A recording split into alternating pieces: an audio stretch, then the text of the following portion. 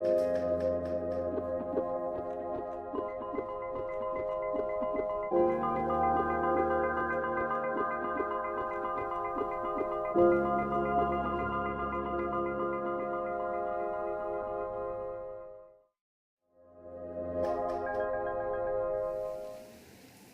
you very much for the invitation to be here today.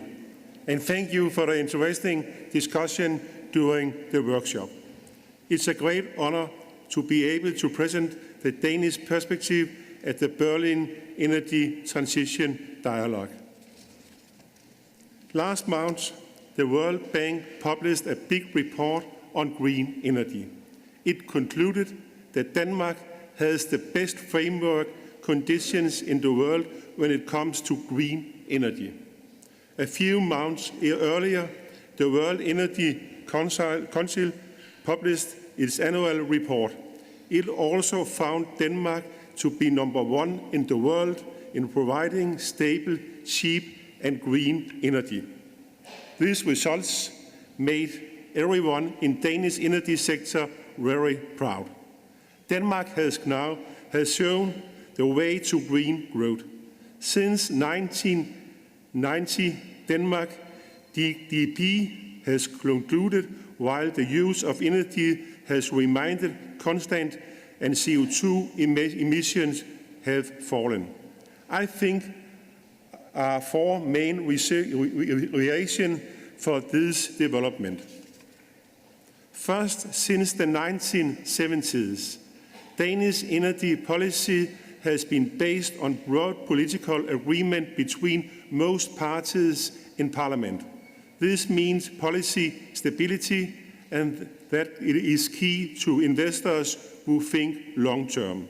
The government's goal is to make Denmark independent of fossil fuel by 2050 and to cover at least half of the total energy needs with green energy by 2030.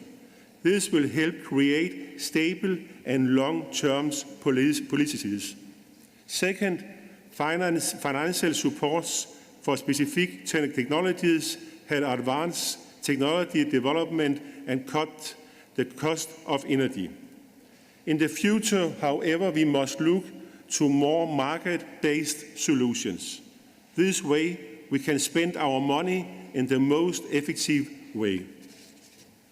Third, good conditions for research have been important. Companies have been able to test new technologies, for example, new wind turbines.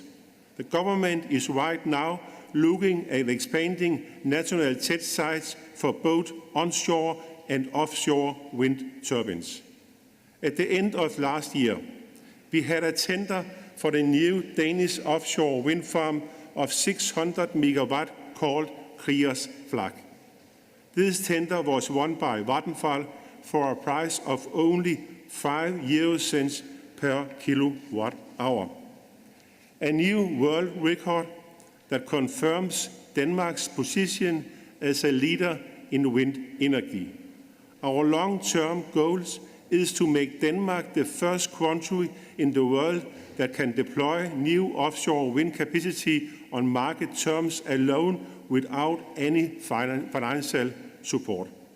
Moreover, Denmark is a part of Mission Innovation, and we are committed to double public investment in clean energy research and development over 5 years. Fourth, the Nordic countries has a well-functioning and integrated electricity market. This means that the wholesale price of electricity in Denmark is the same as in at least our neighbor country 90% of the time. When the wind blows in Denmark, we sell power to Norway, Sweden and Germany.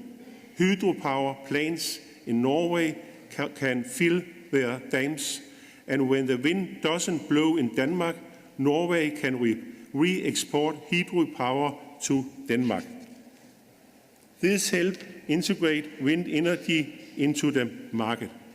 The government works for European electricity market that is integrated, market-based and flexible. Energy should flow freely within member states as well as across national borders. Alternative energy must be integrated into the system, and Europeans had to be sure to have power when they turn on the lights. National frameworks cannot stand alone. All EU members states should look at their energy policies from an European perspective, and we must work together to create a good European framework for the green investments. These were some of the framework conditions that have helped Denmark make a leader in green energy. My ambition is to maintain this position. Therefore, we must work together on an European and global level. Discussion, what works, and learning from one another is an important step in this direction. I would very much like to thank you for the invitation to speak here today, and I wish you a good conference.